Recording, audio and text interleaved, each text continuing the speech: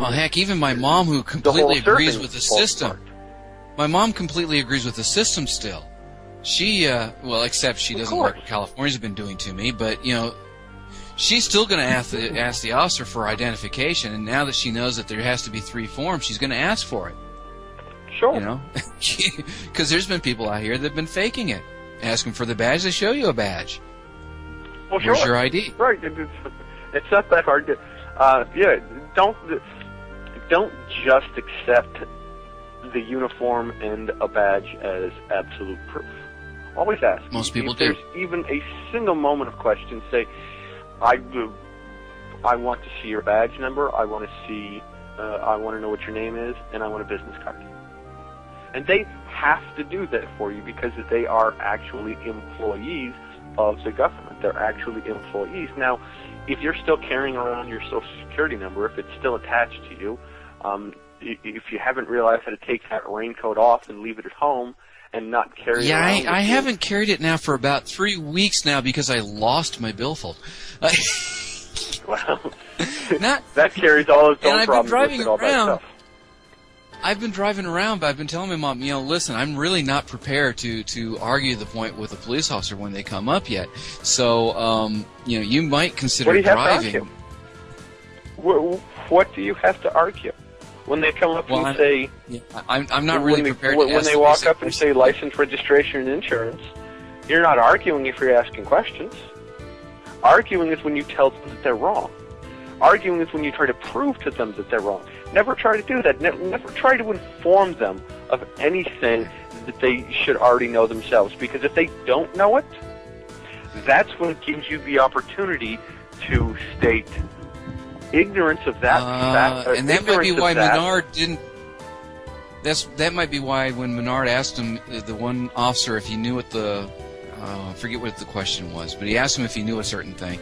And the officer said, I'm sure you're going to tell me. Are you aware that responded back. Exchange? Go ahead. And that wasn't the question he asked. He kind of left an open-ended question where he didn't give the answer in the question. And the officer responded back, I'm sure you're going to tell me. And Menard said something along the lines of, well, not unless you pay me. Right? Yep. No. I remember that. And you know, that's one of my new favorite lines to use. Well, I'm sure you're going to not until you pay me. Okay. But when they ask you license registered, never tell them, I don't need to carry that. No, don't tell them that. Ask them, what evidence do you have right now that you're dealing with someone who is obligated to have any of that paperwork? Because you haven't told them that you don't have to have it. You haven't told them that you don't have it. You haven't told them that you're not going to show them. All you've done is stated, basically, I am asking a question. What evidence do you have that I am obligated? What evidence do you have that I need to? What evidence do you have that I have to be a part of this? And apparently we've lost David Ray here. He's gone. I'm trying to answer his question here. Hopefully Lenny is awake. Maybe if Lenny wakes up, he can try and reconnect us there. Hopefully, we don't know. But for those of you who are out there that are still listening, I mean, that's it. As long as you're asking questions, as long as you're constantly making inquiries, as long as you're constantly trying to come to a communal understanding so that you're both standing under the same idea, there's nothing that they can do to you. There was a case in California in which a guy was pulled over and he demanded his driver's license. He said, I don't have it. He got surrounded by 12 cop cars and they berated him for 45 minutes, telling him what they were going to do to him and what was going to happen to him and what could be done to him and threatening him and everything else. And he kept refusing to show identification that proved his existence as a person, that proved a connection to a tacit contract between himself and the state or anything else. And so finally they all decided that they're going to take off and leave, and they gave up on it. And as they're all leaving, the officer that pulled him over in the first place finally walks up and says, hey, look, you know, it's over, it's all done with, you've won, we're finished, we're through, etc., etc. Just, if you have your license on you, just let me see it just for a second, just so I know that you have one. Well, the guy finally relented and pulled his license out, and as soon as it cleared his wallet, he was hauled out of his car. 45 minutes they're threatening him and yelling at him and berating him. Couldn't lay a hand on him until they saw the driver's license, which gave them the opportunity to imply consent. And then they could act on it. Because what they're acting on is not the human being, they're acting on the person, and the person is the entity that's attached to the contract. Why contract? But you know what? That entity still isn't a flesh and blood human being. They shouldn't be able to touch the flesh and blood even then. Well, but you have to remember, it's a raincoat. They're not acting on just a raincoat. They're acting on everything that's inside the raincoat. And if you're wearing the raincoat, you're considered to be part of the raincoat. It's the shell that encases you, and so we're just hauling all of it in. Don't consent. You don't have to have a driver's license. If they pull you over and you're asking questions, they can't do anything to you until you have... That's why when they ask you your name, if you say, my name's Don, and they say, well, what's your last name? And I say, Perry, damn it, that's consent. Because I've consented that I have a last name. Because Step out of the automobile. Step out of the motor vehicle. Step out of the vehicle. They never say, they never tell you to please exit the automobile. They tell you to get out of the vehicle. Get out of the vehicle. Because vehicle I'm has not a in definition. a vehicle. Right. I'm sorry. I'm not. Where are you driving to today? I'm not driving anywhere. And who are these passengers in the car? They're not passengers. They're riders. I don't see any passengers. A passenger implies that I'm getting money for it. I'm not getting paid anything for this. They're riders. Can I help you? Was there something you wanted? They walk up. My first statement is, God's peace on you, officer. What can I help you with? Right away. What can I help you with? License, registration, insurance, apples, bananas, and pears. Oh, we're not playing a word game in which we just say the first three things that come to our head? Was there something you wanted? Oh, okay. What evidence do you have right now that you're dealing with a human being that is obligated to have any of that? Step out of the... Is that an order? Hold on a second. I've got bills right here. Let me go ahead. Your name, can I see your identification, please? Do you have a business card, too, please? Thank you. Oh, what? You're letting me go with just a warning? Thank you very much. I appreciate your time today, officer. Have a great day. Which they want you to sign, though. They want you to sign a warning. Yeah, I don't sign anything. I refuse to sign anything unless it's under protest and duress. Or unless I'm the one who has consented to or initiated the contract, period. There's no point to it. There's absolutely zero point to it, because what they want you to do is they want you to sign something that they haven't presented properly. Again, also the reason to carry a recording device on you at all times so that you can be able to prove in court, should it ever come down to that, God forbid, that there were violations made on behalf of the officer that dishonored the contract. I mean, there's a whole section about this in which, when the officer wants you to sign it, if they do not let go of the book, if it's still in their hand and they want you to sign it, then they haven't presented the contract properly and they're in dishonor. Don't sign it.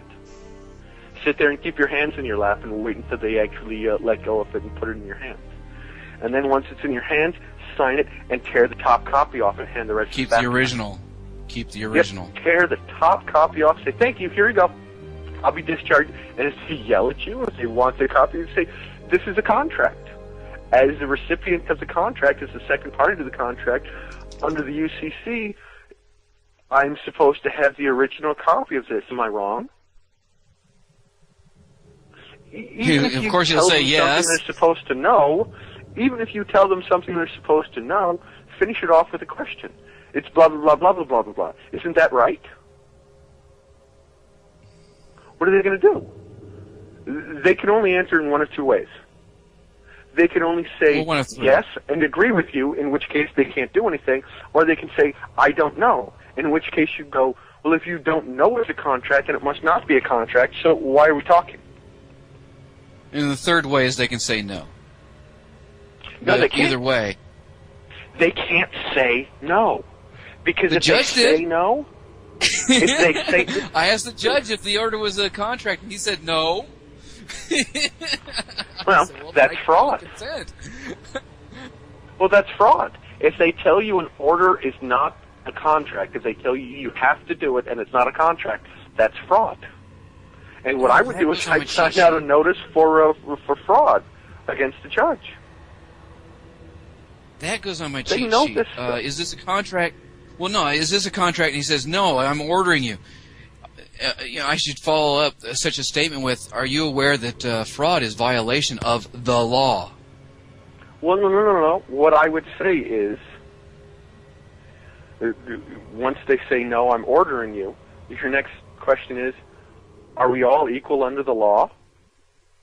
Yeah, I didn't stop to think that kind of thing when he did it. Well, automatically, I'm ordering you to. Are we all equal under the law? Well, yes. Well, if we're all equal under the law, then you can't order me to do anything. You can only extend an offer, which is a contract and requires me to actually have to accept that contract, which means your order is a contract. Isn't that right? No. Did you know that making that statement is tantamount to fraud, and that's against the law?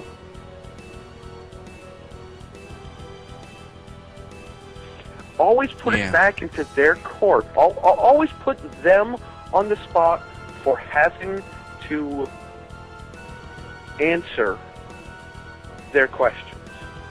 Always put them in the position. You have to remember, they are operating as public servants.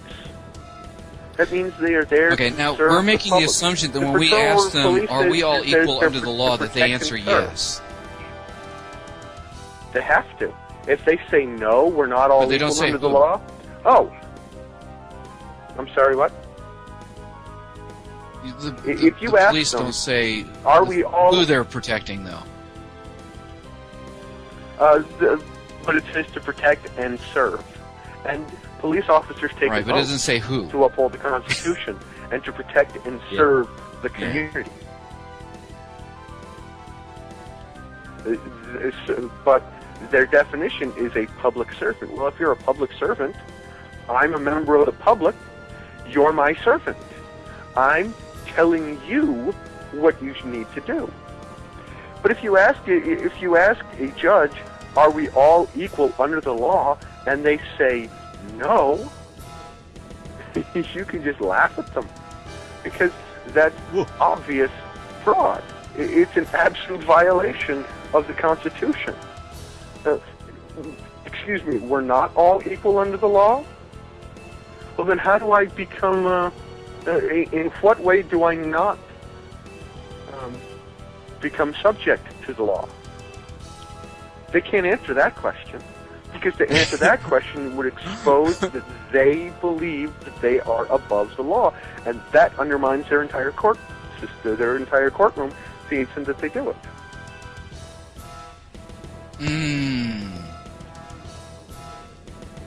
If we are not all equal under the law, then some of us don't have the law being applied to us.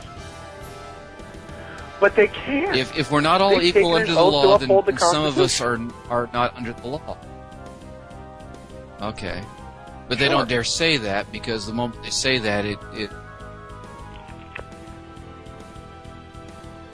yeah, they have to answer you, because their oath, they have to, because of their oath, they have to answer you absolutely honestly under the law. If you ask them, are we all equal under the law, and they say no, you're in a de facto court, and it has absolutely zero jurisdiction over you unless you've consented. If they say no, I don't consent to this court, thank you very much, and walk out.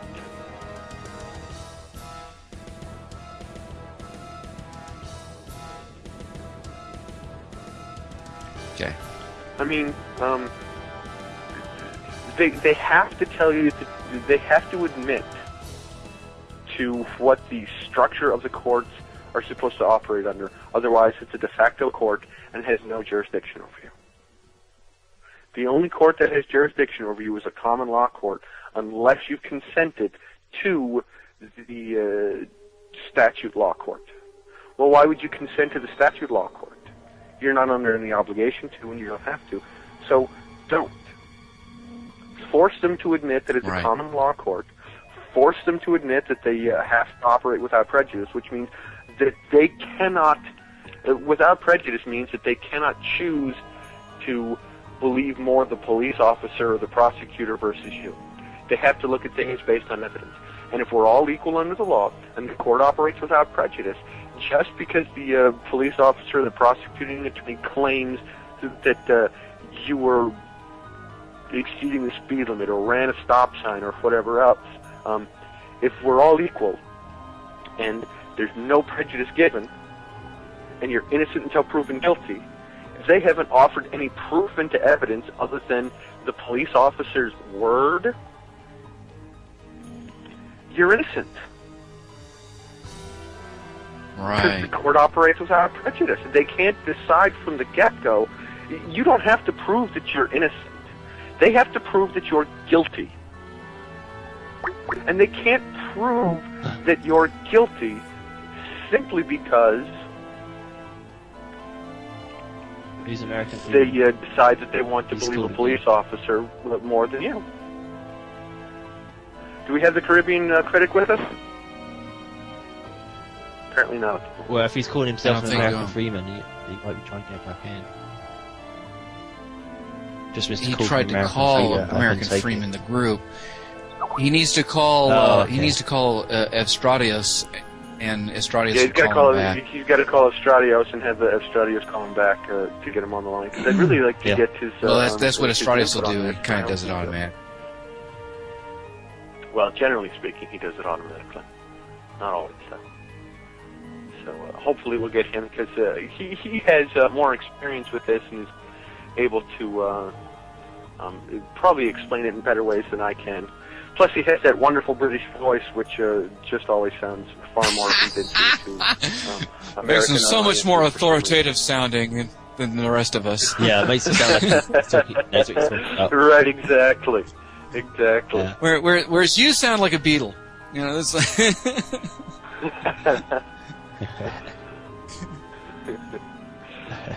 So, yeah, it's you have to realize and recognize what you're being handed the instant that you walk into a courtroom. And just put them on the spot. Put the police officer on the spot when they've pulled you over, when they've detained you, when they've done anything. Make them have to provide the answers to the questions that undermine their authority, their supposed authority. Put them into a position where they have to actually work according to the rules that they have helped draft and consented to because they're employees of the government. You know, once again, the Constitution wasn't written to tell you how to live your life. The Constitution was written to limit the ability of a governmental system to control how you live your life. Estradios is completely right on this, is that the Byzantine system is what the founding fathers were obsessed with when they drafted the Constitution and they wrote everything up. I mean, if you read the article, not the Articles of Confederation, the precursor to the Constitution, I can't remember its title off the top of my head right now, but if you read the precursor to the Constitution, their first drafting of how the 13 colonies were going to get along with each other, it has even less governmental control in it than the Constitution does. I mean, they were obsessed with ensuring that tyranny cannot be used from the top down. Yeah, it didn't work though, did it? Well, no, it worked. It worked fantastically well. It worked fantastically well until major people started being a nationalized banking system from being implicated. It worked great until Abraham Lincoln decided that he wasn't going to borrow money from international bankers to fund the north side of the Civil War, that he was going to actually create currency, which is guaranteed under the Constitution. It worked great until 1913. I mean, the system that the country operated under put you in a position where you had to be responsible. You had to be responsible. And it was only after they completely perverted everything by changing how money is created. And once they changed how we look at and view authority, that's what totally reversed the American system and why we operate under statute law instead of common law. Yeah, made every mistake except putting Jews in charge. Definitely. Sure. But yeah, in 1913, with the establishment of the Federal Reserve, once they took away money power, once they established Social Security, once they made everyone employees, once they took away your ability to be a sovereign citizen and made you part of the state, that's how and where we find ourselves where we are right now. A child of the state, even. Right, exactly. We're definitely children of the state.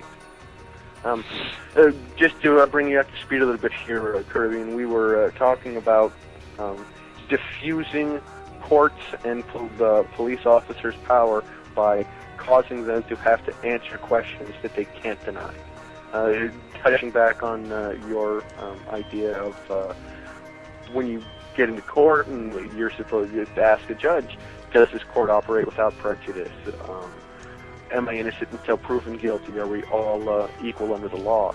And David asked, well, what if they say no? What if you ask them, are we all equal under the law? And they say no. If you're not all equal under the law, then just walk out of there. Because well, right. my advice was, well, then all you have to do is state, well, then this exists as a court de facto and I don't consent, and walk out. Yeah. What do you think of this? How about asking the judge, okay, how do I become unequal under the law? How do I get out of being equal under the law? Join the Law Society. Right. Then are you a member of the Law Society? Yes. Oh, excellent. Great. So you're not equal under the law with me? Great. This is court de facto. Bye. And leave. Lenny just posted something that I think is appropriate, too. Ask a police officer, does the common law right to travel no longer exist? Heck, ask the judge that, does the common law right to travel no longer exist? Force them to have to be in violation. Yeah, well, the thing is, under maritime admiralty law, which is statute and what have you, it exists under both systems that you have the right to travel. Well, I guess I'd have to look more into it on that. I know I've read the Motor Vehicle Act of Michigan, and it actually states that... Why do... Yeah, you have to wonder why they call it an act. Oh, I don't know. Because it's not real, it's theatre. It's not real, it's an act. Yeah. Right, you can't call it a law. You notice it never says it's a law. It never says the Michigan Motor Vehicle Law. It doesn't say it's a Patriot law. It's not the Drug Enforcement Law. They're all acts. They're all acts, titles, codes, you name it. statutes, and all a statute is a status. And a status, if you look in Black's law, is a rule of a corporation. Sure, it's given the force of law. It's a legislative it's only rule of given society. it's only given the force of law by you accepting, or putting yourself in the position where you consent to being governed by that corporation. And if you don't consent to being governed by that corporation, it's like, give you the simplest way is if Standard Oil had a set of rules and British Petroleum had a set of rules, it's like British Petroleum making Standard Oil accept their rules. And there's no way, is there? There's absolutely no way. Or if they're speaking in a foreign language, even more simply, I think. They're giving you commands in a foreign language. It's like their commands might be valid and everything in their own world, but because you don't understand a word they said, then it has absolutely no effect on you. It's not like magic. It's only given the force of law by your consent. Yeah, that's it. Yeah. Because they could be speaking in French to you, and so you don't. Say if you didn't understand French, and what they say could be totally valid and legal and all that, but it's like you don't understand a word of French. You don't know a word of French, so they could, the difference. Not bound by it. It's the difference between legal and lawful. Sure. Legal can definitely. Legal doesn't necessarily mean it's lawful. It's legal in that particular environment. If you are part of that corporation, they can enforce their articles of association. To be able to associate with that corporation, you have to follow its articles. And that's what a statute is, an article of a corporation. Sure. Okay. Same as a bylaw isn't really a law. It's by the law. It's not of the law. Okay. It's by it. And so again, we're stuck with the same situation where that bylaw runs alongside the actual common law, but that's the bylaw is the corporation's law concerning that particular instance or condition. It's not necessarily. Yeah. Sub-law sort of thing. Well, and I've got. Unfortunately, go ahead. I'm sorry. Yeah, a definition of Maggot, legal. go Yeah. I looked at the definition of legal, and it means created by, permitted by, in conformity with, or relating to law. And that's sort of very boring. But it means following a legal procedure. So it's basically they're following like a legal program, like a computer program. And so, like I was saying, what they're saying to you might be totally correct and following the procedure, but because you don't actually know the language they're speaking, then it's not lawful to be bound by it. That's the sort of point you're getting at, isn't it? It's legal what they're saying. What they're saying is legal, but it's not lawful. That's right. Well, but right, exactly. Legal is the structure. Legal just means following the particular administrative element that's controlling that company. Legal just means the procedure they follow. It just means go from A to B to C to D. That's all it means. It just means a legal procedure. It just means they've been following the legal process, sort of like doing their jobs like jobs. Basically, they're following the rules. They're nothing more than rules. Going by the rules. The letter of the law. And rubbish.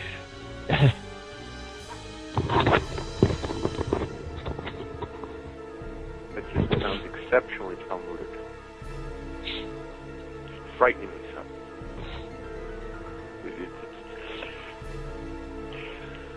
So, and I guess here we are. Go ahead. Somebody there? Somebody want to say something? I'll keep talking. Oh, no. I was just going to say, that little document that I put up earlier in, I hereby give notice on this date, you can just change the date and you can change the addresses, put the right polling station in, and where it says all government agencies and agents of, you can put all government agencies and agents of the corporation of the United States of America. You know, I mean, you don't need to do that. And then you get the clerk in the polling station to witness it, because all he's doing is witnessing the fact that you've actually lodged this. And there you go. Keep a copy for yourself and send it to them. You're not going to be bound. Why the polling station? Because they've got a clerk of record. Because they've got a clerk of record there. They record. So it'd be like who's been there. So here in the States, that'd be like taking it to a notary? Yes. They are a clerk of record. Here in the States, right. Here in the States, we don't have full-time polling stations.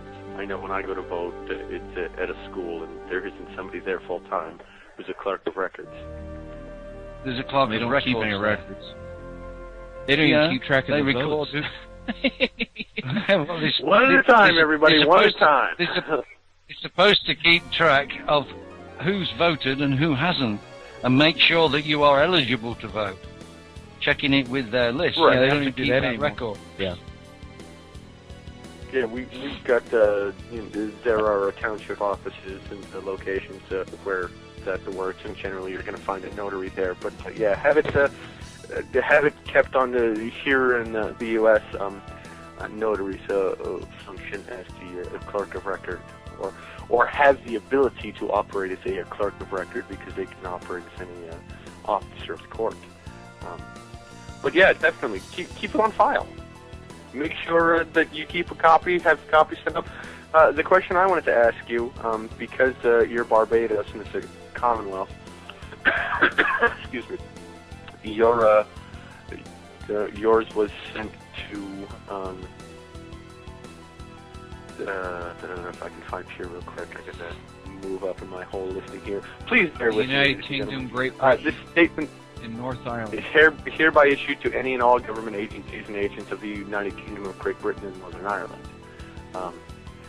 My question from earlier that never really got answered was, here in the United States, because we're still a Commonwealth, because the Crown still operates in such a fashion as it does, would we have to revise that statement to is hereby issued to any and all government agencies and agents of the United States of America, and include the United Kingdom of Great Britain? Yes, you should. Okay. Yeah, you should, and so the Australians should include their government and the United Kingdom. Anybody with in the Commonwealth who have a Governor General, the United Kingdom still has its fingers in the pie, and the highest court in those lands is not their Supreme Court or their highest court. It is the Privy Council, which becomes the highest court in the land in Barbados, even though it sits in London. It's a London court. I wondered about that because Sure. Okay. Well, thank you. I appreciate that. But basically, the wider you spread, the wider you spread this thing, any agency that has, not just because you're considered to be nation states in the US, so you send it to the nation state. Right. Say you're in Montana, you send it to the Montana state. You send it to the federal government. You send it to the, so you hereby issue to any and all government agencies. In that line, you can put the nation, your individual state, because it's supposed to be a nation state, the federal government, because they're all part of the same governmental system. And it just as long as you notify them all, they've got no complaint, have they? Right. And it's a note. It is not. I hereby give notice. You're not asking. You're telling them. I'm giving you notice that. I'm telling you that this is the case because I am a sovereign citizen, and I can only be a government. And you will only representation. And you'll only give force to common law. You won't give force to any of the other laws, rules, regulations, bylaws, statutes, orders, titles, statutes, acts, etc. Yeah. Sure. So well, you are ruled entirely by the common law and by the peace. With your permission, I would like to, on my blog on the World Freeman Society website, I would like to post that as something that can be accessed for people to be able to look at, because unfortunately, and I know Australius has brought this up, there are a number of groups out there that have tried a number of things that the World Freeman Society operates under, and they've done it in most cases rather poor ways, in some cases very good ways, but there's so much legalese language that's involved in a lot of these examples that are given for people to look at to gain an understanding of how to draft a notice of understanding and intent, or how to draft any of this stuff. So with your permission, I'd love to be able to offer this for people to be able to look at and peruse. And I mean, I'll take any of your names or anything out that you don't want on there, but just to give people an opportunity to look at something that's drafted in a simple language. Just where the addresses and names are, it's individual to myself. Just the space in there. Place your name here. Place your habitat. It's not a residence. You don't reside. You inhabit, and it's a habitat. As soon as you say reside and residence, you place yourselves in their jurisdiction. And, you place it under yourself under the landlord, and so on and so forth. We kind of touching on that, because we talked about your use of the word denizen versus citizen, and we talked about what the definition of citizen is and everything else. Does the term residence really mean that you place yourself under their jurisdiction? And if so, how? Yeah, because you are reside and residence means that you are a tenant. Okay. Basically a resident. If you inhabit and it's your habitat, it's your ground. It's where you are. Yeah. The other words are establishing hierarchy.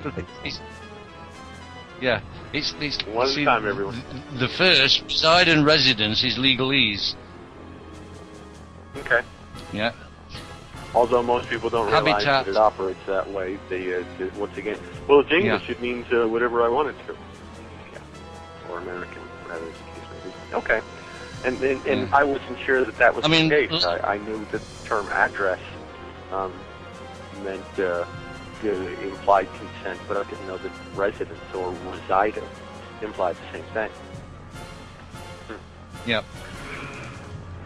So you don't, it's your habitat. It's not your address, and it's and you inhabit that area. You don't reside there. Gotcha.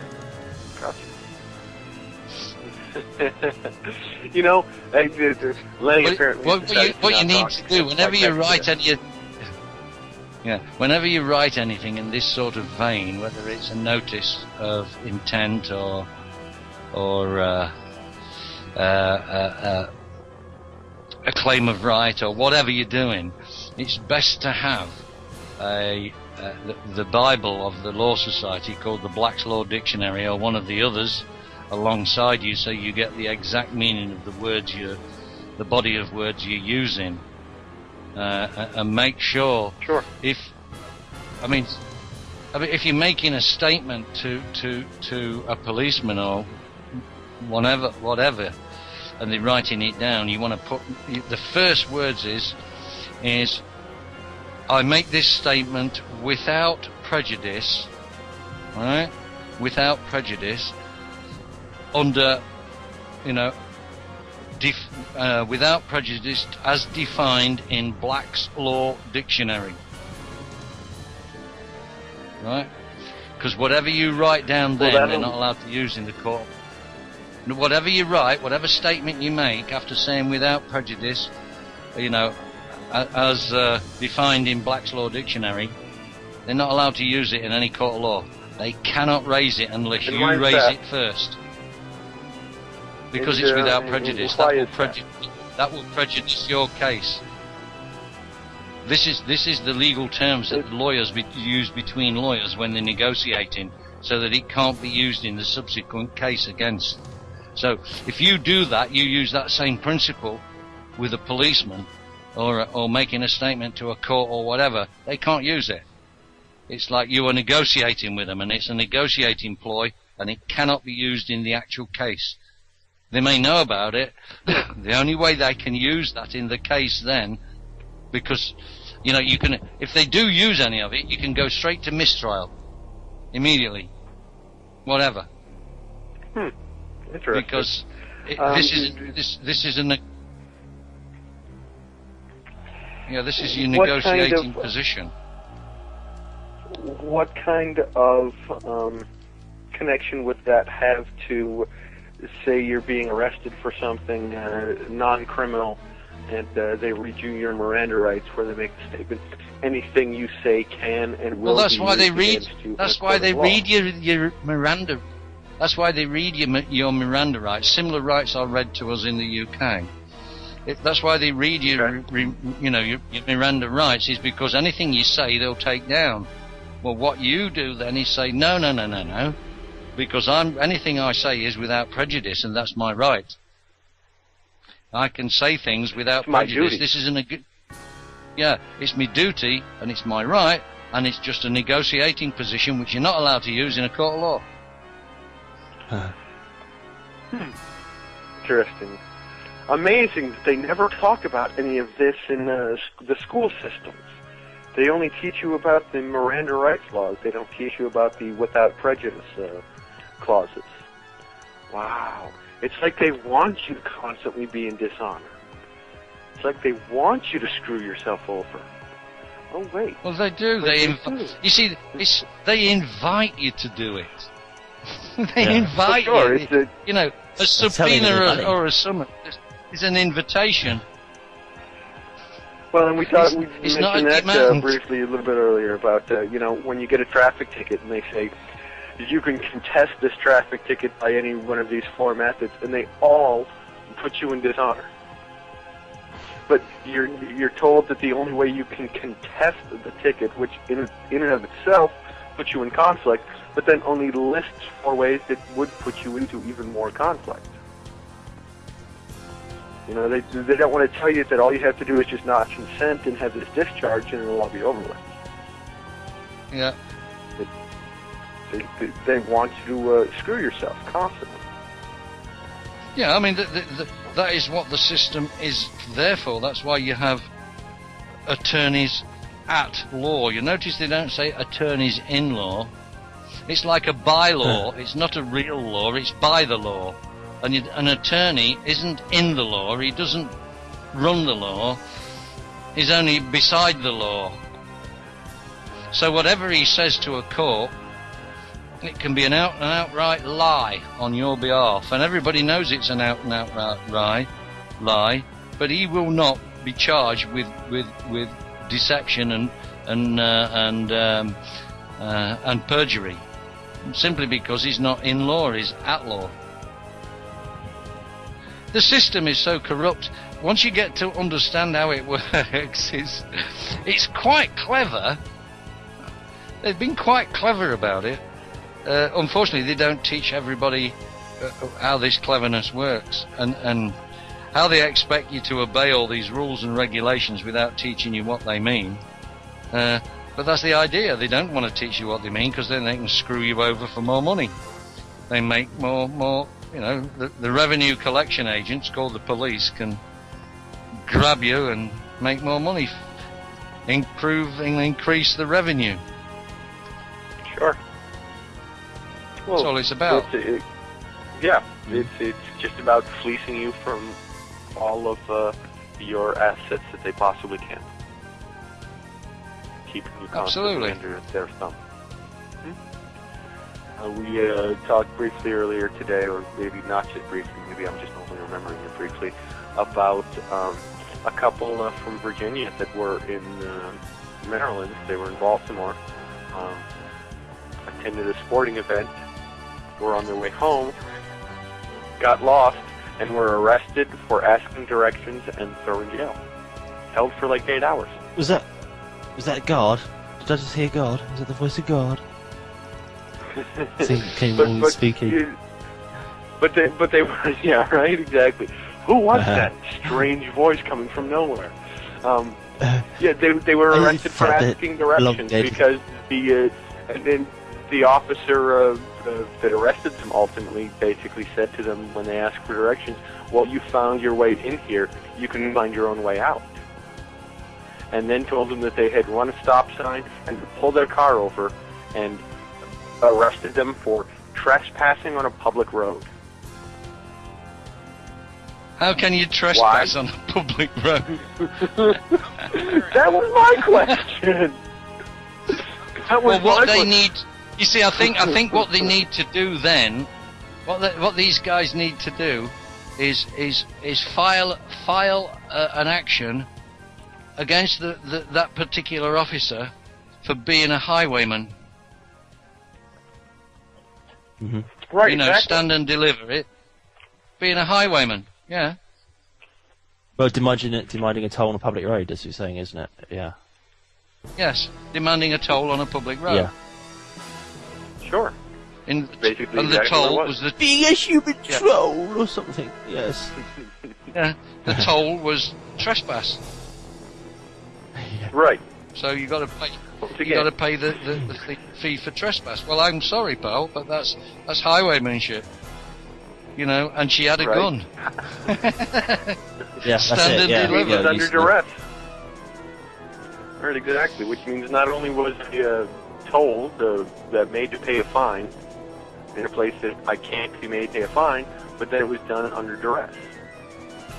That's why it's important to have a fee schedule published. That's why it's important to be able to come back to them and with the justice of the peace and go, excuse me, boom. You screwed up, you did something that you're not supposed to, you did something that you have absolutely zero ability or right or duty or anything else to do, and now it's going to cost you money. Try and do it again. Yeah. No authority to do it. There you go. This is my fee for complying with your order. Right. Well, I've already decided. I was telling somebody earlier today on the show that I've already decided that I'm going to just have printed up, because my wife works for a print shop.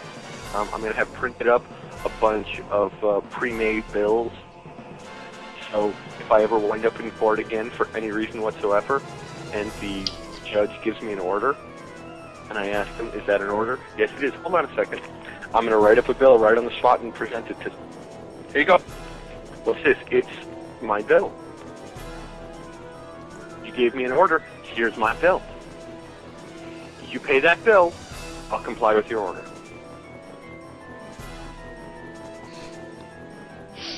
I may get held in contempt of court, but you need to get these. Yeah, you need to get your claim of rights and your fees notarized with the notary public, and sent off to the appropriate. What do they call them in America? The Attorney General? Yes. Yeah, I guess so. That's probably right. Now, and they only have 3 days. They only have 3 days to reply. Because they're a corporation. Is it only a corporation 3 days, only or has can 3? I set the terms? Yeah. Okay.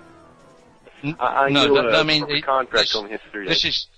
This is corporate contract, you see. So they have 3 days to reply or make amendments, which you then have 7 days to further amend and send back. And that negotiation can go on for some time. But if they don't reply within 3 days, that non-reply is considered assent, which means, in law it's considered assent in their corporate law. So you can just go ahead there. Their law. Sure. Yeah. Now, So it's 3 days when you're dealing with filing a notice of understanding and intent to reclaim your sovereignty.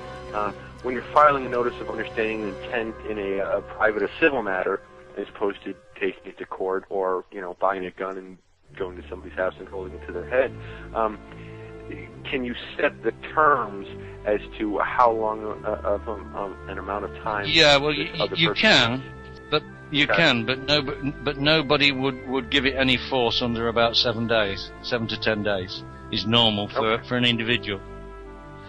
An individual that would be normal. But for a corporation, you see, they're supposed to be professional, so they get 3 days. Okay. Well, that's good to know, because that certainly shortens down the amount of time that they have to be able to yell and argue back with you, especially if you sent it off to your state, your federal, and the Crown itself.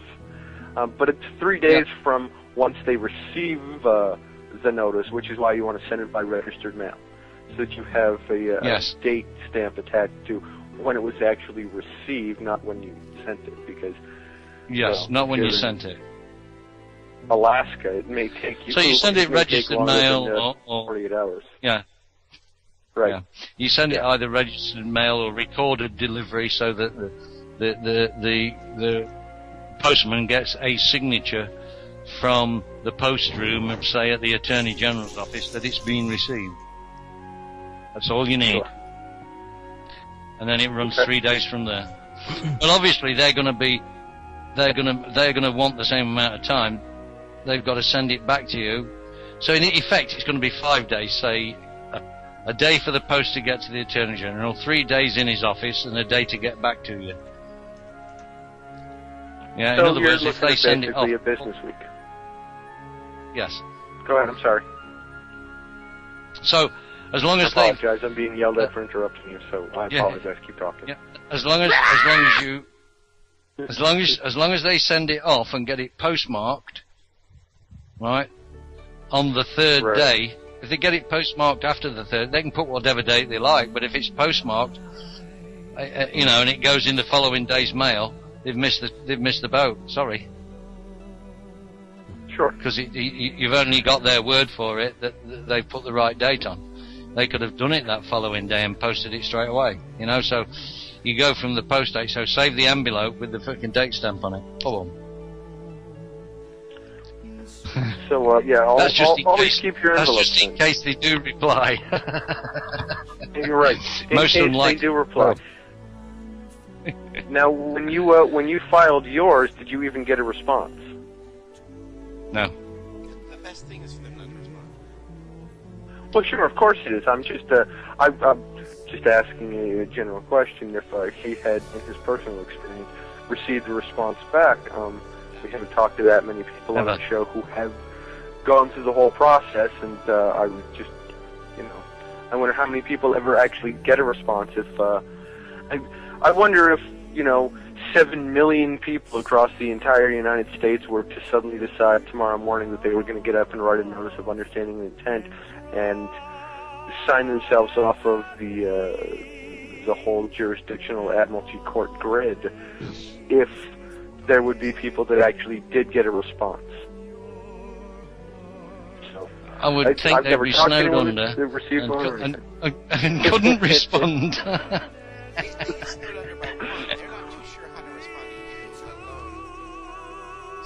Yeah, they don't know. You see, most of the people that work in these offices are just like you and me, or just the general sheep who don't really know this, the position, don't know the law, don't know the legalities of bits and pieces. They've got to go to their boss, and their bosses probably go to somebody else, and then get the opinion of one of their lawyers, one of their liars, attorneys. Right. But they've gone through all this. By the time they've gone through all this process, most likely they still won't really know what's going on.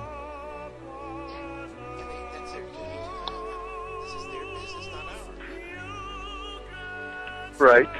And failure to know that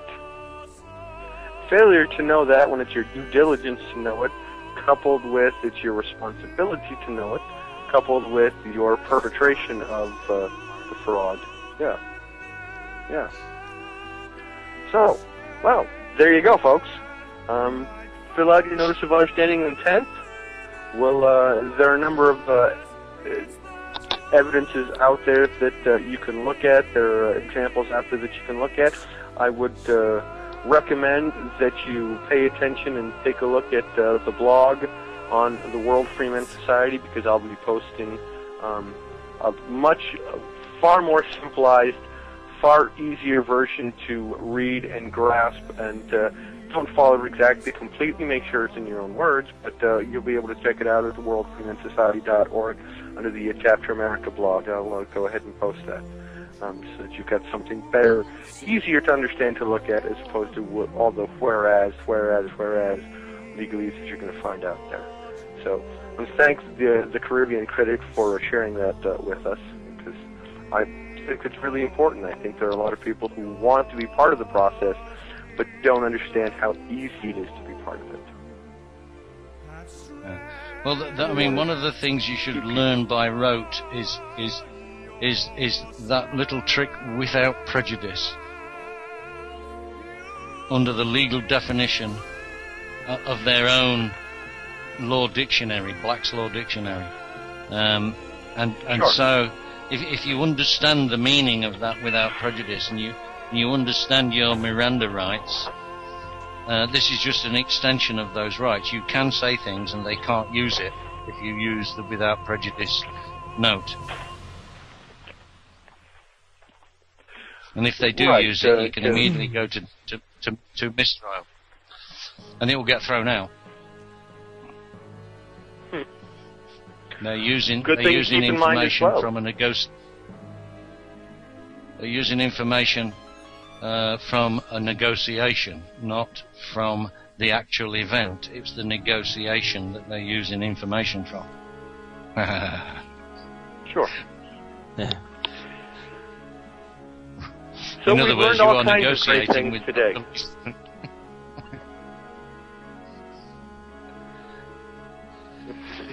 Or as my solicitor time once delay said, on our phone calls here. Go ahead. as my solicitor in terms of America, that would be my attorney. When I tackled him about actual ownership of houses and what have you, and freehold and fee simple, he said to me, when I said I didn't really own it, I was still the tenant, he said, "Yes, the law is very interesting, isn't it?" If I'd have been stood within 3 feet of him, I'd have smashed him right in the mouth. Because he was supposed to be working with me, and he didn't tell me the truth. I thought he was trying to sound like a Jew. Right, absolutely.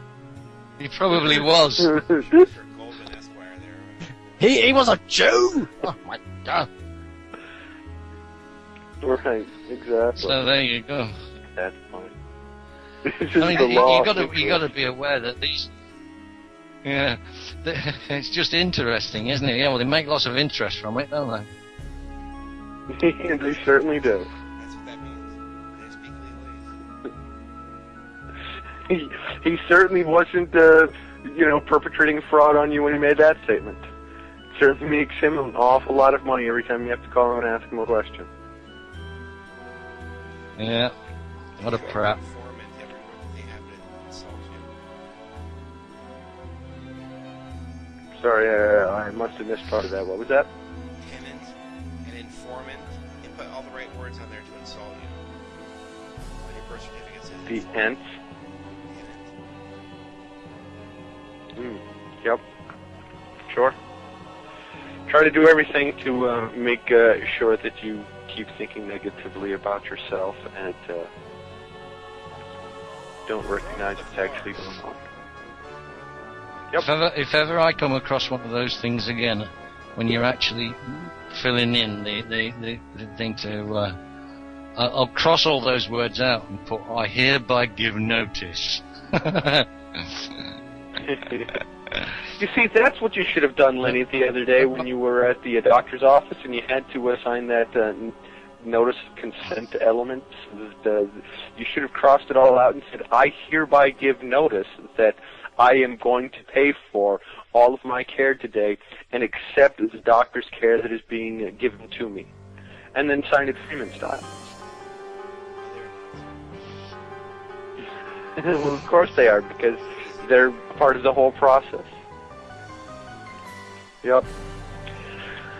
Well, we've come down to the final last 30 seconds or so of our program today. I hope you've all enjoyed it. You have been listening to American Freeman on the Freeman Radio Network. I am Margaret Dumont.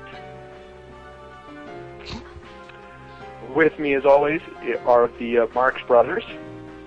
Appreciate you guys coming back from the grave to hang out with us today. Yeah. It's a zombie sound. That's fine. It's important. Alright, I'm going to start down the show. I'm the responsible party of Stratius Constantine Braides. That was Don, your host, Maggot, your other host, and our favorite guest, the Caribbean critic. That's cool. Yeah. And we also And David Ray Harriott was with us today. Yeah. Anything else? Contact us anytime. Yeah. Truth. Well, Are we done? Unfortunately, I got a nice little story, educating an Aussie, which was pretty easy. Educating an Aussie? Oh yeah, he got educating an Aussie, an Australian. Okay. Right. He was filling in his census form, and he was reading the questions to me, and I said, "Well, you've got to answer every question." Right at the top, what does it say? Does it say complete this form in English? And he said, no. I said, well, get your friend, the lady from the Ukraine, to complete it in Russian. You can answer every question. Right? That's awesome. And then he said, because it's not the law, you've got to complete it in English, you see. And then his son, who's sort of mid-40s, says, why don't we do it in Klingon? Oh, yeah.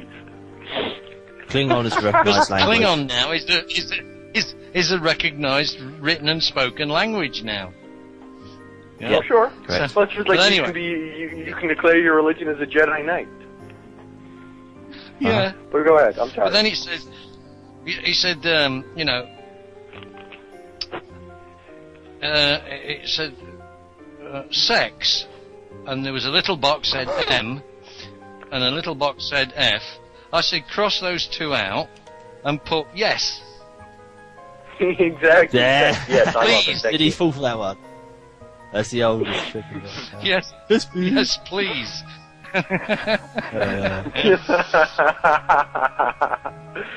Right? So he wants to have sex with a tranny judge. I can sex with a tranny judge. Anyway, we went. Maggot. We don't need to. to. We've all seen your videos. We don't need to hear about it. We went through all these questions. Are we still on the show? I can't. Yeah. No, we're done. Yeah, we're off. We're on. We're still on. You can go. Well, we've got to make up for So the we went first through all 45 these- minutes it sucked, so. Keep talking, I'm sorry, go ahead. So you kept going through all this stuff. Yeah.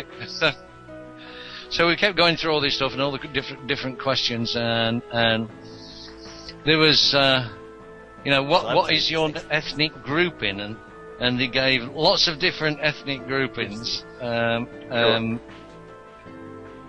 little tick boxes, Asian or African or Pacific whatever. Islander, African, Yeah. Karoo, Yeah. whatever. Yeah. So I said, well, just put alien. Yeah. Klingon Empire. Now, the reason is, you see, is actually the guy living in Australia is actually a British citizen, right? But he's living in Australia and he's been living there for quite a long time. but he still retains his British citizenship. So, in Australia, he is an alien. Sure. So, you answer the questions literally, but truthfully. You know? Right. And then put it all in Russian and send it back. There you go. Because at the bottom of the form it says, if you do not understand English, we can provide an interpreter free of charge. No, I can understand English. I just refuse to respond to them. Well, they can supply themselves with that Russian interpreter, can't they? Right, exactly. If they can provide you with an English interpreter, they can provide themselves with their own language interpreter. Oh, jeez, I wish I'd known that, because we just did the census here a few weeks ago. The wife filled everything out. Oh, jeez, that would have been too much fun. Well, this is the beauty. When you get this multicultural society, they don't tell you what to do. They can't demand you fill it in one language. You might not be able to speak the language or understand the language. So, fill it in Russian to send him out. Or some obscure little language that only a few speak. Right, I'm going to send it back to you in Myanmar. Have fun with that. Enjoy it. Yeah. I have friends of mine that invented their own language. I'm going to use their language. Here you go. That's funny. Man, I wish I'd known that, because I just ran the census across all of us here in the United States. When it says, few months. I mean, such things as when it says title, instead of putting Mr., you could put Jedi Knight. Right? Excuse me, I'm a Jedi Knight, not a Mister. Yeah, and I've completed this form in Klingon. Right? My title is Jedi Knight. Everything's done in Klingon, and my signature is written backwards, upside down in a mirror. Have fun. Here you go. Boy, I'm going to wait another 10 years to do that now? Jeez.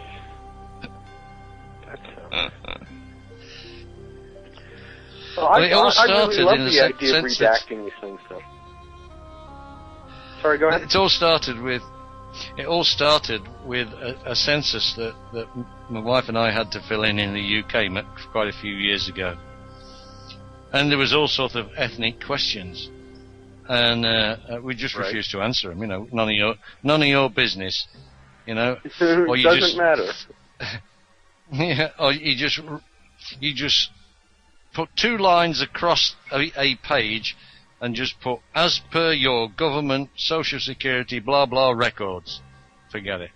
You know, that's it. 2 lines, between the 2 lines, diagonal lines, as per your records, as per your records, as per your records. Sign it. You've completed the form. They've got all the information. They're going to have to do the work, not you. Right. Why do I have to spend, you know, even 10 minutes filling out information that you already are in possession of? You know if I've died, because there has to be a death record. You know if I've got married, because there has to be a marriage record. You know if I have moved out of the country, because there has to be a record of my applying for a visa, for a passport, for a change of address. They have all that information. I always wonder. I mean, I understand, and it's granted in the Constitution that Congress has the power to, every 10 years, levy a census to find out how many people or whatever exist in the country. Because well, at the time, you know what they're doing, don't you? You know what they're doing, actually. Well, they're taking inventory of their assets. No, they're taking inventory of their assets. It's all money purposes.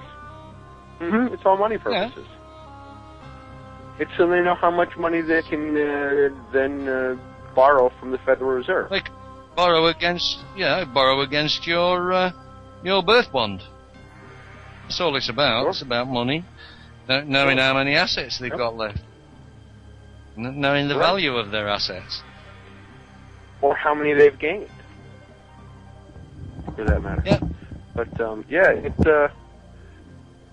let me ask you your opinion, if I can. I don't know if we're still on the air or not, but Caribbean, I wanted to ask your opinion. With Greece having this massive bailout being done by the IMF, and Portugal sitting right next on the brink of being under the exact same auspices, what's your opinion of that situation? What's your opinion of how those countries... It ain't gonna work. Of those countries... Go ahead. It ain't gonna work because the Greeks are now on general strike, and the banks and everything will fail anyway because nobody's going to go into work. They rely on your cooperation to make these things. They rely on your cooperation to make these things work. If you withdraw your cooperation, they just don't work. And the Greeks wholeheartedly and wholesale have withdrawn their cooperation. So what it means is they can put as much money in the banks as they like. Nobody's going to touch it. Nobody's going to do anything with it because there's no bank clerks in there. There's no tellers. They're all on strike. Forget it. It's like throwing matches at a fire. Yeah. And there's riots in the streets. They're attacking the police. The people. If they get them mad enough, the people will just overwhelm the police force. And they are getting pretty annoyed. But the same thing has happened in France so many times. The French, they were putting up the gas prices, so the lorry drivers drove onto the motorways, turned the engines off, let the tyres down, and just walked away and left the lorries, and it completely clogged the roads in France. They had to use freaking bulldozers to push these things off the road. And still they couldn't. Because in the Mont Blanc tunnel, that was absolutely solid both ways with heavy goods vehicles, all parked up, no tyres, no nothing. All let down, and the guys just walked off and left them there. There you go. What are you going to do about that, Mr. Government? Now, why do you think that there has been such a disconnect between the ability of civil unrest, for lack of a better, civil disobedience here in the United States? I mean, here in the U.S., we would look at something like that and people would go, oh, well, all you're doing is hurting all of us. I don't get I had to drive an extra 20 minutes to go to a different supermarket to be able to buy something because your trucks didn't show up at the supermarket where I usually buy this type of stuff. Unfortunately, in your opinion, and I'm not asking you to be an authority on it, but is it, in your opinion, coordinate to the self-prepossessed identity that is supported by the American idealism? Well, I tend to think possibly that goes some way to explain it, but the people in France and to a great extent in Britain as well. If you remember I don't know, well, you probably don't remember in '73, but several huge groups of workers withdrew their labour, and within a very few days, the electricity was going off all over the country. Other businesses couldn't operate because there was no power or light or transport. And it brought the government down within 3 days. The government had to resign and get out. And brought on another election. And that is always possible. You see, I mean, April the 15th to 18th this year, there was several websites and what have you promoting a general strike in America. I don't think anybody went on strike. Now, if the whole lot had gone on strike and said, no, we're not going to work, screw you lot, you know, well, the police are going to come and drag you out of your house and force you to go to work? Of course they're not. Well, there's been information circulating around here in the U.S. for the last couple decades that even 10% of the American population refused to pay taxes, the government would grind to a halt. And I guess my question is if it only requires 10%, why is it so hard to even get 0.5%? I mean, you take a look at historically the elections here in the United States, and for example, the Bush-Gore election of 2000 barely garnered less than 40% of the entire populace of voting people. It's apathy. And the Pardon? It's Was apathy. it that many? Well, no, say apathy on behalf of the people. They, unless somebody's coming along and actually stealing the money out of their wallet, they don't seem to react. Just because they're stealing it out of their wallet before it even gets to their wallet, it's taxes straight out of your pay packet. They don't seem to connect the dots. It's still money that's coming off your effort. You're paying for it. They're stealing part of your work. I mean, at the moment. Well, sure, of course they are. Yeah, at the moment, every American who is at work, if you take into account all his taxes, your sales taxes, your income taxes, and all your different taxes, your land taxes and everything, you are working from January 1st to July 22nd without earning a penny. You only start earning money for yourself after July 22nd. So for 7 months of the year, 8 months out of the whole year. Yeah, for seven and a half months of the year, you are working entirely to pay the government money. It's only the last 4 and a bit months are you actually gaining a benefit from it. Well, right, and based upon Reagan's investigation, even all of that money is just going to pay the Federal Reserve. So you're not even paying for the supposed benefits that you think you're getting. You're paying to pay off a debt incurred by the government because of their ratification process of creating the Federal Reserve and then becoming beholden to it. So you're still not even making the money that pays for any of your benefits. You're just paying off somebody else's debt all the way to Jew, Jew, lie, Lie. Wow. That's frightening. That's absolutely frightening. Yeah. No, it's true. I'm just not going to work anymore. I'm just not going to work anymore. Why should I spend so much time making money that somebody else gets to take away from me? Why should I earn debt notes to let somebody take it away from me? And the more debt notes you earn, the further in debt you go. Right? Because you own. Well, if you've got $100,000 in the bank, you've got 100,000 debt notes that you own. Right. So you own that debt. So pay up. That's what I want, is to own more debt. Pay up, right. Well, here's the 100,000, and I'm trying to figure out some way to make more debt notes to give you. Well, and figure it out this way. You buy a house for $120,000.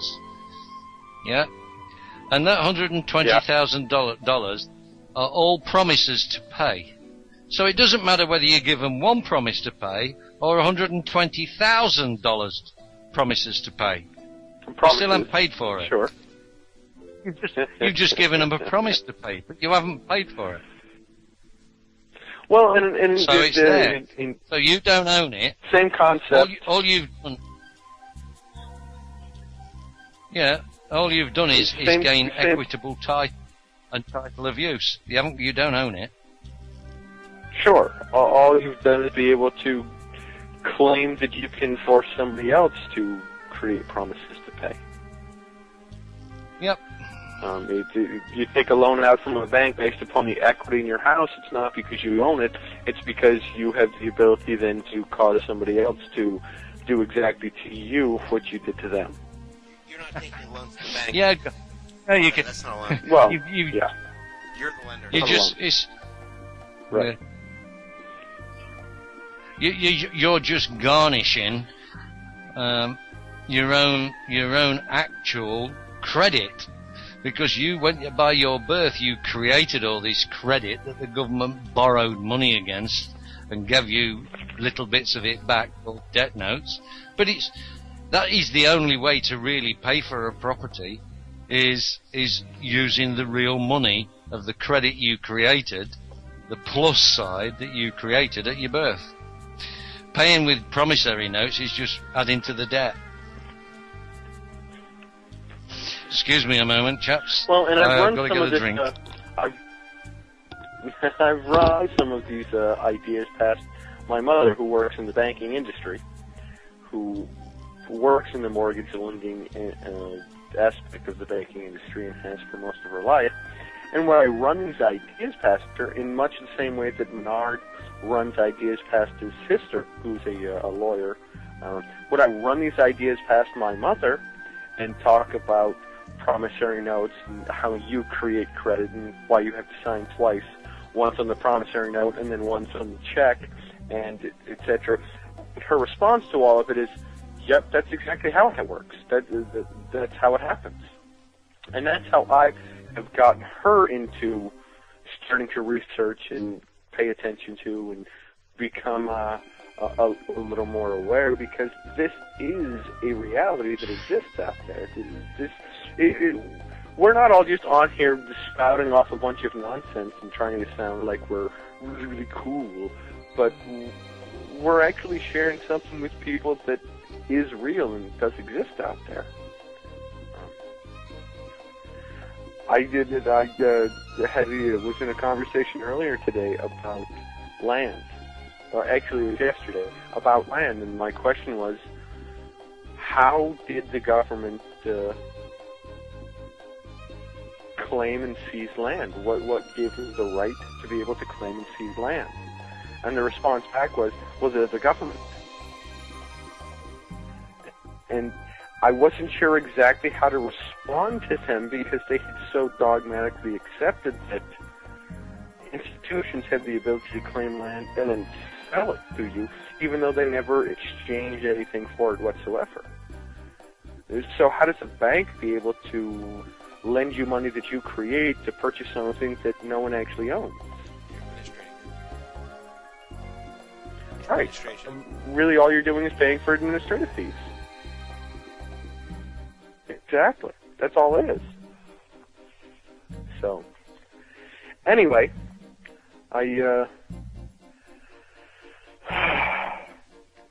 this is a whole other topic for a whole another show. Hopefully we can get to it tomorrow. I would love to talk about the banking industry and the creation of money and the creation of credit and loans and everything else. But I think we've probably wound ourselves a little past our time, and we should probably shut down for the day. My name is Don. I have been your sometime part-time host, joined as always by my co-hosts and a variety of other people. And I would encourage anyone out there listening to check out worldfreemansociety.org. If you're in America, go to the Chapter America page, contact either Strakios or myself, find out more information, learn how you can be involved, find out what you can do. On that, I'm going to pass it off to anyone else who has anything that they want to say. All right, we're going to officially wrap it up. I'm going to have to chop all this back together again for the archive. I'm a Strakios Constantine Ray, your responsible party. I've introduced everybody on an earlier part of the team. Alright, let's just pull it off here. Go back to ridiculous music again. Alright, thanks a lot. Woo! Alright, we're off. Okay. Fix my computer. my computer. You want to keep asking me questions, I'm freaking asleep. Well, and I finally stopped, didn't I? And let you sleep, didn't I?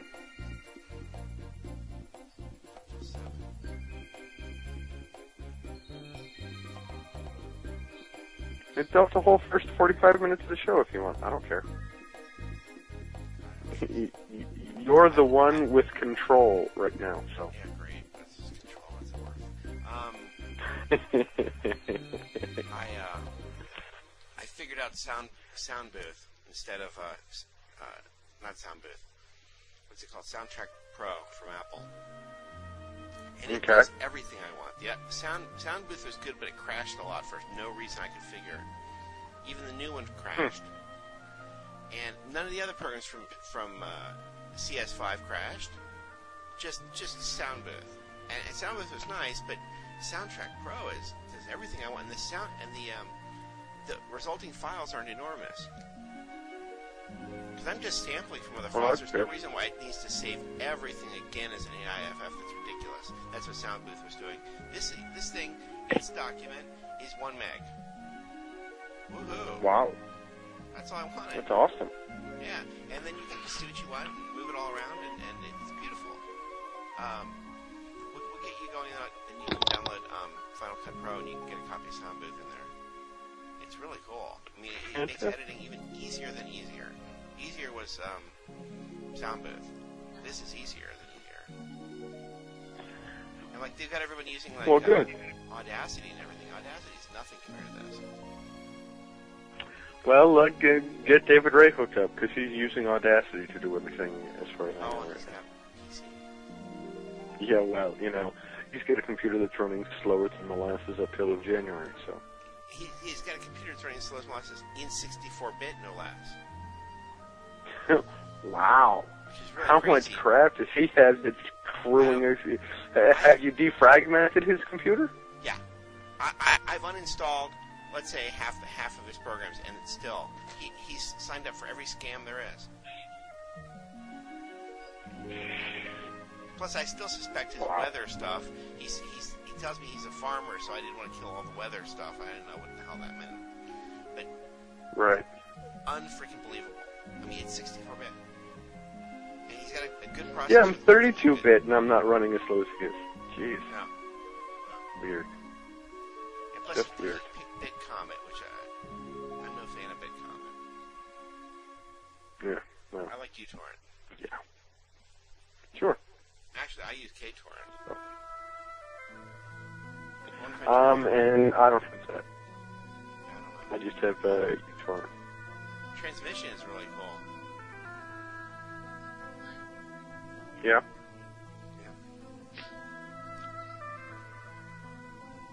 Is anyone still on with us at the moment, or is it just you and I talking? Yeah, everybody's still on. Oh, okay. Glad that they can listen to all of our conversation. So fix my computer. Yeah, I make a joke like July. There's no reason to reference it. It is funny, and I support it, and I can defend it, but I think it's hysterical. There's no reason to reference it. I think it's hysterical. I think it is. Why not? I really think it's great. It is, which is why I reference it, because I think it's hysterically funny. And you close windows. You don't hide every window like this. Yes, I know. The reason that I only hid them is so that when you hop back on here, you don't have to. Well, but that way you don't have to search for them. All you have to do is just pull over to the sidebar menu and pull them all up. I know I don't need to hide them. I'm trying to do it as a way of being helpful, so you don't have to keep going. All right. Applications window. Watch this. Without moving the mouse. Magic, huh? Wow. Utilities window. Wow. Yeah, I didn't move the mouse. Okay. Well, you know what? I'll just completely close them every single time now. Yeah, you can just. I'll just close them and you can. As aliases because it really helps. Okay. And I've got the sorting by label. Okay. That's fine. I got to figure out how to increase the size of the screen, and then I got to find you a better kernel, and I think we're on the road to being there. Okay. I also want to get the PC. I failed to download that full version of, what do you call it, Windows. Okay. Yeah. That's how you get one of those going, and then you can fix your thing. Well, yeah, and that's really all I want to do is just make it set up so that it can switch back and forth, not because I care so much, but because... Well, right now I've got no microphone capabilities, and my speaker capabilities to the thing are all screwed up. I have no idea, but my speakers, when I'm trying to run anything, all it comes across is you get this low level of, and then when people are talking, it comes across and they pop out, and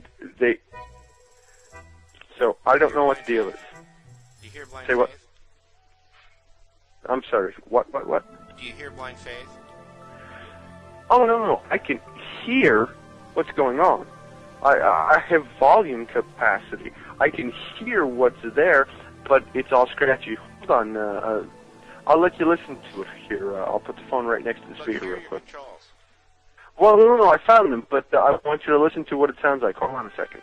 I'm going to put the speaker right next to the phone right next to the speaker.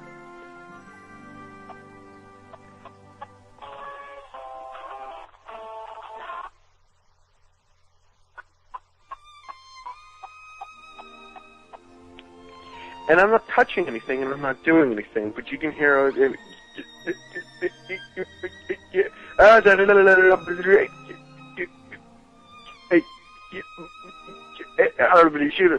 That's what it does. It doesn't play a continuous stream. It constantly does this skipping static eradication, as though you're listening to yeah, exactly. You're listening to a 45 that has so many skips in the grooves on the record that it just right. And I've tried to play around with as many different things as I can to try and take care of that, and it still just keeps doing it. Because I know how to find and where to find the control elements to it, just they don't change the sound feed. Somebody in Florida has had our station on for 15160 seconds. How long is that?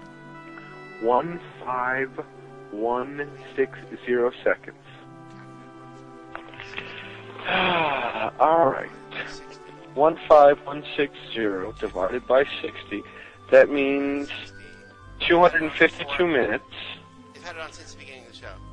Yeah, they've had it on for about almost 4.5 hours. They listened to the whole thing all the way through, nonstop. Boy, I'm sorry that they listened to our Today show. They're at Rollins College. Hey, fantastic. At least we've got somebody that's listening to our show live all the way through. Woohoo. Too bad that the first 45 minutes have sucked.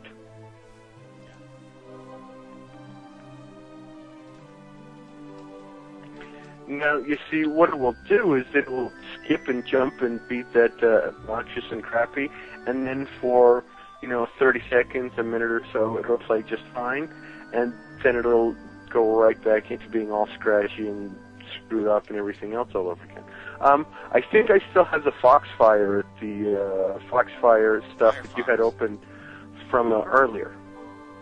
If you go over in the sidebar and go just above the trash symbol, that should still have all of... Okay. Well, that's got all of the tabs that you had opened yesterday when working on doing stuff. What are you checking out? That's Iconoclast right there, Delaware. Okay. That's this guy at Rollins College. Wow. I wonder who he is. Or she is, for that matter. I don't know. We don't have any women in the truth movement. What are you talking about? Why is that? I don't know. I would think saving the world's very sexy. I am Brad fucking Pitt. Damn right. I am Brad fucking Pitt on acid. Sleep with me. That's right. Come on, women of America. Keep my door down. We should be broadcasting that on air. Ladies and gentlemen, saving the entire world is sexy as hell. Astratios Constantine Morades is Brad Pitt on acid. Call us. Keep fruits free. We need to make you a good promo to post at multiple times during the day that talks about you that way. Yeah, we kind of torment Menard that we're going to make him so famous, you know, that he'll hate our gods. He's like, hey, you know, maybe you guys shouldn't mention me, you know, like not on the radio, but just in general, because we keep saying, well, we need to make him enormously famous because it's going to help the movement. He's like, no.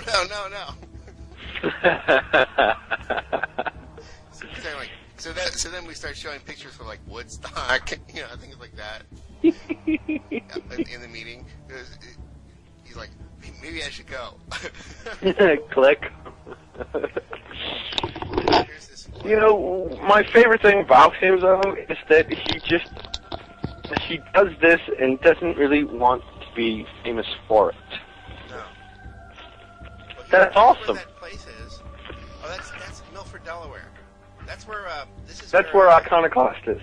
Yeah, I got the wrong address. I was trying to find the Rollins College. Yeah, you wind up somewhere in there. He is. Oh, you know, that's where whoever's paying for the internet is. He's somewhere else. Oh, so it's just like when you know, when anyone tries to track you down, they just wind up at the AT&T station. Well, no, that's not the problem with him. He's cheating on the internet. He's got a 40-foot aluminum pole. Ah. He thinks he can get internet for 6 miles, and it doesn't work, but it works pretty close. Almost. So he could be anywhere, you know, away from this. It's the dumbest thing I've ever seen. Well, there's nothing funnier than somebody who posits themselves as iconoclast and then has a dogmatic position. Right. I'm sorry. You know, I'm an idiot. I'm a moron. I screw myself every time I open my mouth, but at least I admit to it. He has one of these things. But it's a USB adapter with a gigantic aluminum antenna. Aluminium. Yeah. I think the antenna may give it away to everybody. Can you suggest? Yeah. Oh, he's somewhere in this 6 mile radius. Just look for this fucking big aerial. We'll find it. That's funny. Jeez. He always just cut off the internet all the time. Sure. Jeez. Turn that volume down. Loud. Not that it's bad music, it's just it's coming in and out and in and out and in and out and in and out and in and out. Well, I don't either, and it's a huge problem because I tried to set my wife down and let her watch Bursting Bubbles the other night. And have you ever done a trace route and found you're getting a site through Denver? Denver? No. Well, I mean, not that I recall. Okay. Just a little. Is there a big hub there or something? Yeah, it's called the CIA. They've Right. just moved the headquarters from Virginia to Denver. Yeah, I know. oh, in that massive, huge underground base Yep. underneath Wonderful the airport there. That quote end quote doesn't exist. Yeah, under the New World Airport Authority, it says. Nice, even better. This is New World Airport. Nice. Well, I've got relatives of mine who live about 3 hours outside of Denver. So if I ever go and visit them, I'll have to go there and check it out. Because I'm sure they'll let me all the way down into the sub-basements. Here's the one at in Florida? Yeah, Florida. I'm going to pull back out just a second so I can get kind of a correlation here as to where it is. Only because I don't want to touch the mouse as you're scrolling around on my computer. Yeah, Caribbean, if you didn't know, Lenny is just a computer genius, apparently. Wow, maybe that's a little too far out. Great, I know you're somewhere in the world. Yeah, woo, thank you. And,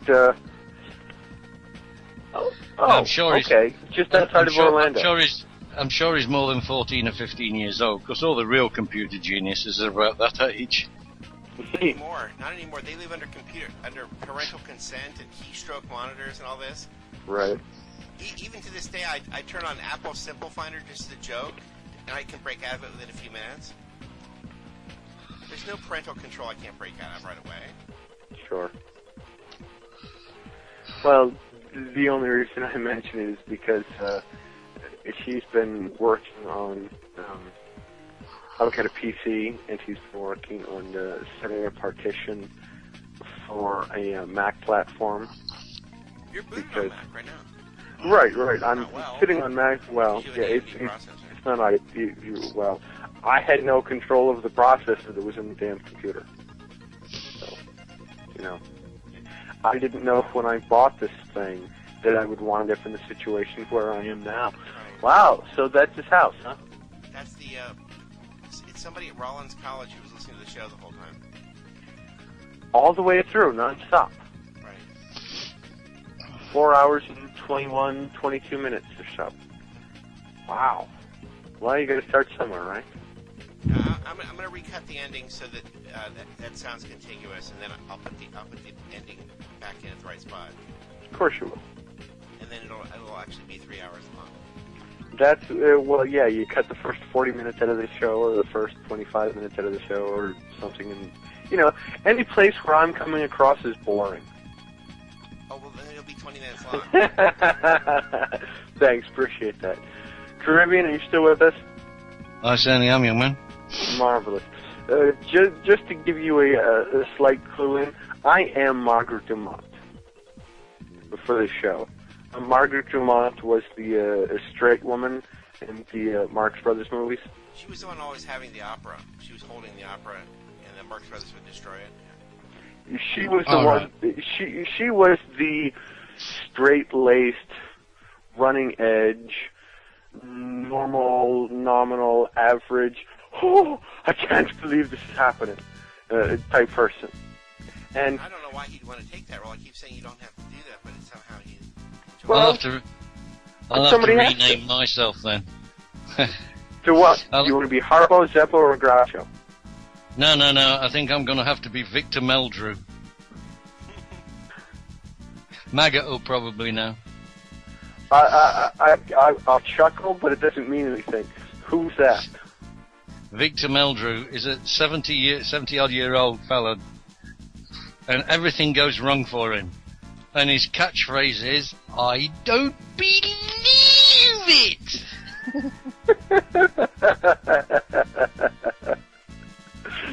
Very nice. Very nice. Yeah, well, I appreciate you posting it there and the Skype chat. I'll have to get to it at some point after you're done on my computer. No, I am. Every show has to have somebody who constantly causes people to get upset and aroused and pissed off or vocalize about something. Anything in existence that's given to people for the purpose of learning and understanding has to have that which is attacked, that which is comedy doesn't exist unless somebody is experiencing tragedy. Well, comedy doesn't exist unless somebody is experiencing tragedy. Explain to the French people again. Well, Jerry Lewis is, which is, what everyone said. well, Barack Obama went to Europe and they loved him. Yeah, well, they think David Hasselhoff and Jerry Lewis are... David Hasselhoff has a career like Elvis over in Germany. Right, exactly. No wonder they love No wonder they love him at all. David Hasselhoff has a cult following in Germany, and Jerry Lewis is regarded by the French as one of the greatest comedians of all time. Well, somebody's got to be that, right? Meanwhile, Americans hate David Hasselhoff, and they hate Jerry Lewis. Yes, they definitely hate French comedy, although they rip it off constantly. No, he doesn't. Although there is this guy, this head of the anti-Sionist party, it's anti-Zionism, and they call it, it's so complicated before it's funny. He's attacking the Shoah movement of Jews, and he puts little Jewish outfits on pineapples, and the way it's like Shoah knots. They're the Shoah pineapples, and they dance. Wow. It takes like 800 years to understand it, and then you watch it, and it is sort of funny, kind of. Kind of. Not really. Well, I'd like to see any protest of Jews. For me to find it funny, I really had to work hard. But at least I'm happy with Soundtrack Pro. I finally found a decent audio editor. Good. Alright, I guess I'll try to focus on your computer and finish it up. Well, that's fine. Do whatever you have to. It's just hard. If you think it's hard to get answers out of the Freeman Society, which it is. That's why I became president, to get this, so I could get some answers to some people, because there was like, well, you won't tell us any kind of answer. The OSX 86 movement, it's even harder to get answers. Really? Yeah, and they're out there, and people are just panicking. And see, I managed to buy the right board where I didn't have to do any panicking. And there's like two components to that website. One is the blissfully happy people who bought the Bad Axe 2, and there's another one from Gigabyte. There's a couple boards where we're just all blissfully happy, and then there's the other group of people who are just really crazy and angry and can't get answers. Sure. Yeah. Nice.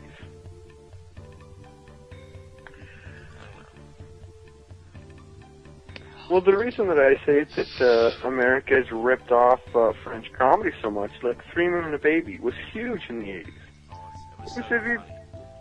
But it was a gigantic, huge movie in the 80s with Ted Danson and Paul Reiser and everything else, and it was a rip-off of a French film. They did a movie here in the 1990s in which a couple knights were suddenly thrust forward into the future and had to deal with a bunch of stuff, and the American version did semi-decent and everything else. Once again, rip-off of a French film that existed like 10 years previous. America doesn't create anything new except,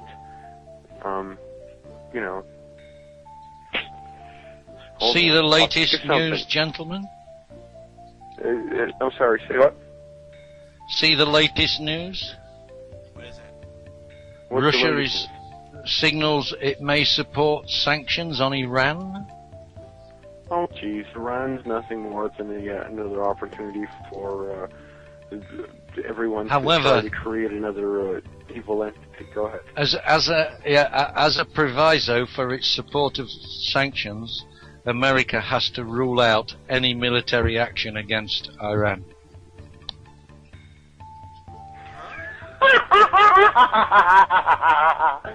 Woo! I'm sorry. I apologize. That was way funny. They're going to have sanctions, and then we can't attack them? That's right. The only way that they're going to agree to sanctions is if the United States does not take any military that's action. The only way the Iranians are going to agree to it. What? I'm really confused. No. I'm not that bright anymore today. I needed more sleep last night. Well, maybe you should get one. Let me try and... actually, no. Caribbean, go ahead and re-explain it. I'm not. I just said I'm not. The Russians signal they may support further sanctions on Iran. Oh, Russians. Russians, may support sanctions on Iran if and only if America rules out military action against Iran. I see. Oh, I'm sorry. May is the same thing as must, right? So they must. If they want to do it this way. Right, sure. You know, why don't we just take the world leaders from every single country, nation, state, etc., across the entire world, toss them all into a building, strip them down to the underwear, and give them a bath, and say, "Go have fun. The rest of us are just going to get back to our daily lives. Have a blast."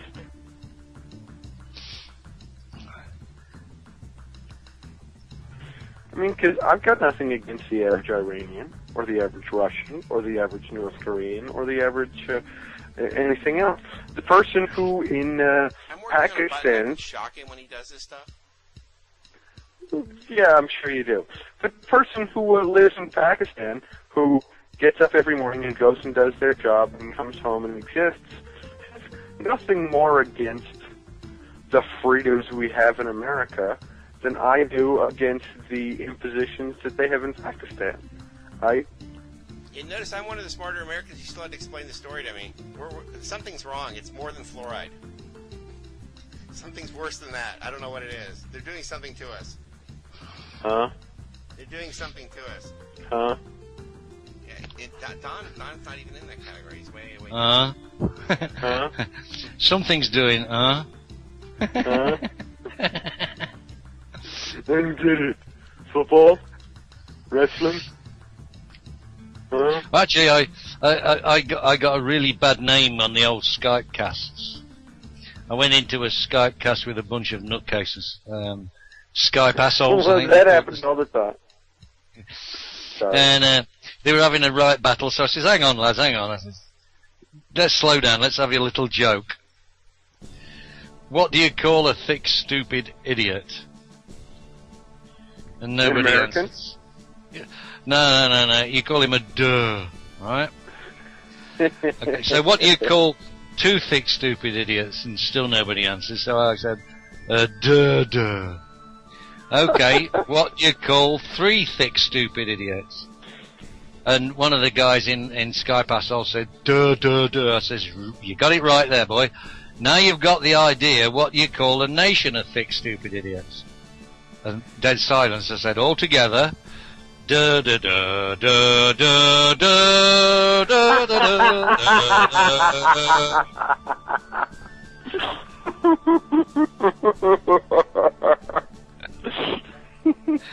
Hey, wait a minute.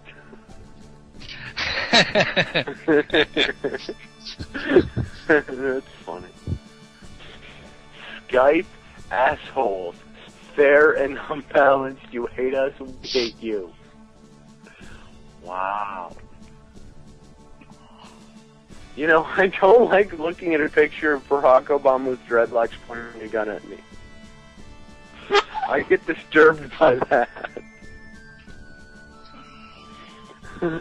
I would encourage everyone out there that's listening to go to SkypeAssholes.com.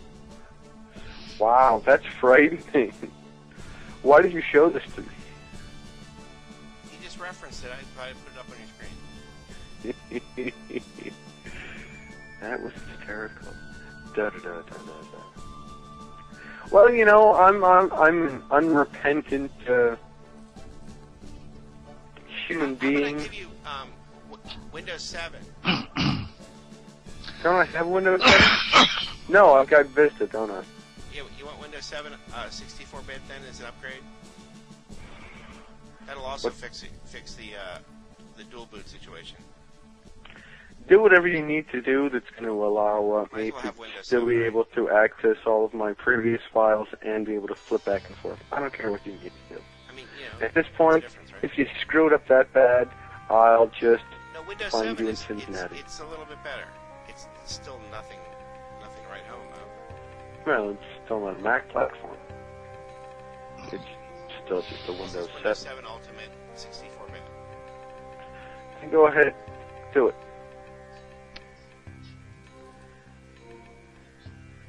Go ahead and do it. I'll just sit here see and if it's wait. updatable. Because you want one that can be upgraded. Right.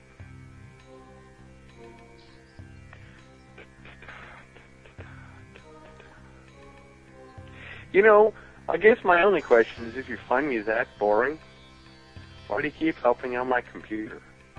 Is it so that you have more things to yell at me about when I'm boring? No, then at least you can operate the Mac. I can operate the Mac and still be right. There you go. Sleep a lot more. Well, and we're doing everything we can to get you to sleep more. And I'd love to run the show, because that way I can turn you off and me off. Yeah. That being the ultimate goal. Say what? What? I can use AppleScript and operate the show backwards. So it's a backdoor control. Right. Awesome. You don't think I don't have like more than 5 or 6 different methods at any moment? No, I assume you always have at least 5 different methods of doing something. You've been at it long enough now, you have to. People always think I'm hanging on by a thread or something. Significant margin. I really enjoy looking at all these avatars as you're flipping through things. People do really, really amusing avatars. My favorite one is that I stole the avatar of the Joker, where it's showing only one eye and covering an eye with the Joker card. I used that on a couple different websites because it's fun for me.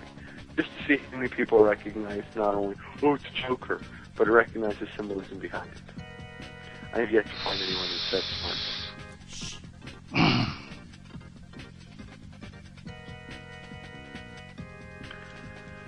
So, are you finding anything that's going to be detrimental to your doing this on my computer? No, I think it's fine. I'm just reading some of the comments. Oh, okay. Just to make sure that you don't come across any major problems? That's good. Glad to hear that. I would hate that you would download something onto my computer that's going to screw the whole thing up. Okay, you got a blank DVD? I do. Give me just 1 second, and I will grab it. We're not ready. Is it yes or no? Yes. Yes. The answer to your question is yes.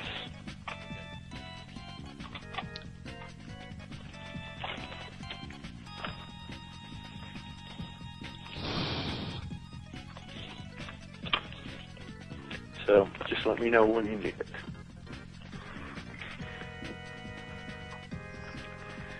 Does that mean that you're not going to be a part of our show if I take over running it from my computer? Once in a while? I just need to solve other problems, and I'll be on. Well, I'm just, I'm only asking if I need to find somebody else to yell and scream at me. Tell me how wrong I am all the time. Wow. Wow, what? The US stocks have dropped nearly 230 points. Whatever. These are just tricks. It's all going to die. This is it. They're choosing control over making money now. Yep. Well, there's nothing better than having, what's his face, Warren Buffett, a tool of the entire industry, a high-level mason, a member of the CFR and everything else, come out and say, the economy is getting better. Yeah. Don't think. I used to care about the stock market. I used to care about financial news. I used to care about watching the news networks. I used to care about all this. Whatever. It's all manipulation. It's switching things from one side of the ledger back to the other one. That's it. It doesn't create anything more. It doesn't change anything. It's still, a whole bunch of BS. If the stock market were to hit zero, the only people that would really be affected are people who think money matters. My favorite thing about this housing crash and this massive recession, there's quote-unquote crippled so many people in the U.S., is that, well, I didn't have a stock portfolio. I have money invested into things. I don't have massive bank accounts. And